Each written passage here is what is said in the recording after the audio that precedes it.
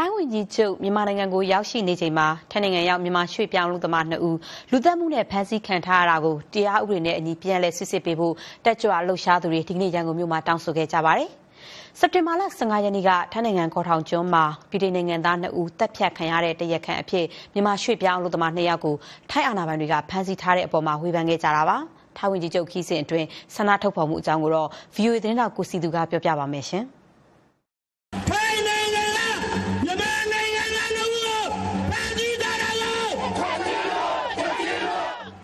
ထိုင်းနိုင်ငံဝန်ကြီးချုပ်ပရာယွတ်ချန်အိုချာရဲ့မြန်မာနိုင်ငံခီးစဉ်အတွင်းမြန်မာရွှေ့ပြောင်းလုပ်သမား2ဦးရဲ့လူသက်မှုဖြစ်စဉ်ကိုပြန်လည်စုံစမ်းပေးဖို့ရန်ကုန်မြို့တော်ခမ်းမအနီးမှာလူတချို့ဆန္ဒပြခဲ့ကြပါတယ်။ထိုင်းနိုင်ငံတန်ယုံကိုထိုင်းဝန်ကြီးချုပ်လာရောက်ချိန်ဆန္ဒထုတ်ဖော်ကြဖို့တောင်းဆိုခဲ့ကြပေမဲ့ခွင့်ပြုချက်မရခဲ့လို့ခွင့်ပြုပေးတဲ့မြို့တော်ခမ်းမရှိမှာပဲဆန္ဒထုတ်ဖော်ခဲ့ကြတာပါ။ဆန္ဒထုတ်ဖော်တောင်းဆိုခြင်းအကြောင်းကိုဆန္ဒပြပွဲဦးဆောင်သူကိုနေမျိုးစင်ကအခုလိုပြောပါတယ်။ဒီနေ့ဆန္ဒပြရတဲ့အကြောင်းရင်းကတော့လက်ရှိ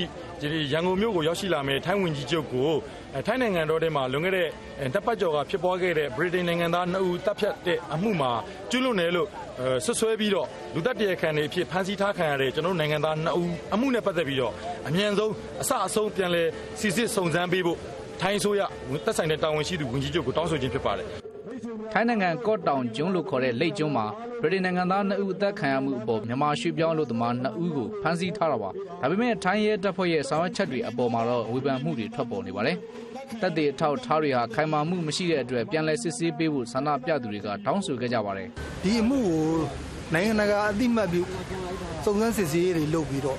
မှန်မှန်ကန်ကန်ကျွန်တော်တို့ကဖြစ်စေဖို့အဲ့ဒါကိုတော့တိုက်တွန်းညင်ပါတယ်လက်ရှိတင်ပြလာတဲ့ထိုင်းဘက်ကထုတ်ပြန်လာတဲ့သတင်းချက်လက်တွေအရရဲ့မြန်မာနိုင်ငံသားအချင်းချင်းဝိုင်းဝန်းစုံစမ်းမေးမြန်းချက်အရရဲ့နိုင်ငံတကာကရောထိုင်းနိုင်ငံသားအချင်းချင်းကပါပြန်လဲထောက်ပြပြောဆိုလာတဲ့ဝေဖန်ချက်တွေအရရဲ့လက်ရှိဆွဆွဲခံထားရတဲ့နိုင်ငံသား2ဦးဟာလူသတ်မှုကျူးလွန်တဲ့တရားခံအစစ်မှန်တွေမဟုတ်ဘူးဆိုတဲ့ခိုင်မာတဲ့အထောက်အထားတွေပေါ်လွင်လာလို့ဖြစ်ပါတယ်။ဒါကြောင့်ကျွန်တော်တို့နိုင်ငံသား2ဦးပေါ်မှာဆွဆွဲချက်နဲ့ပတ်သက်ပြီးတော့အမှန်တိုင်းပေါ်ပေါက်ဖို့တကယ်အမှန်ကျူးလွန်တဲ့တရားခံလူသတ်တရားခံအစစ်ကိုပေါ်ပေါက်နိုင်ဖို့ထိုင်းနိုင်ငံမှာဖမ်းခံထားတဲ့မြန်မာနိုင်ငံသား2ဦးအမြန်ဆုံးပြန်လဲလွတ်မြောက်ဖို့နဲ့မြန်မာနိုင်ငံရဲ့ဂုဏ်သိက္ခာကိုပြန်လည်ကာကွယ်ဆယ်တင်နိုင်ဖို့ဒီတောင်းဆိုမှုလှုပ်ရှားခြင်းဖြစ်ပါတယ်။အာဏာသိမ်းစစ်အစိုးရခေါင်းဆောင်ထိုင်းနိုင်ငံဝန်ကြီးချုပ်ပရာယွတ်ချန်အိုချာဟာမြန်မာနိုင်ငံကို2ရက်ကြာခရီးရောက်ရှိနေတာပါ။အောက်တိုဘာလ9ရက်မနေ့ကမြန်မာသမ္မတဦးသိန်းစိန်နဲ့တွေ့ဆုံခဲ့ရမှာတော့နိုင်ငံဆက်ဆံရေးယင်းနှိမ့်မြုံနယ်မှုနဲ့မူဝိစေဝါတိုက်ဖြတ်ရေးတွေကိုဆွေးနွေးခဲ့ကြတဲ့အပြင်ထိုင်းနိုင်ငံမှာရှိတဲ့မြန်မာရွှေ့ပြောင်းအလုပ်သမားတွေရဲ့အခွင့်အရေးကိုကာကွယ်စောင့်ရှောက်ရေးကိစ္စတွေကိုပါဆွေးနွေးခဲ့ကြတယ်လို့နိုင်ငံပိုင်သတင်းစာတွေမှာဖော်ပြထားပါတယ်။ထိုင်းနိုင်ငံရဲ့ဒုတိယဝန်ကြီးချုပ်နဲ့မြန်မာကာကွယ်ရေးဦးစီးချုပ်ဗိုလ်ချုပ်မှူးကြီးမင်းအောင်လှိုင်တို့တွေ့ဆုံခဲ့ရမှာတော့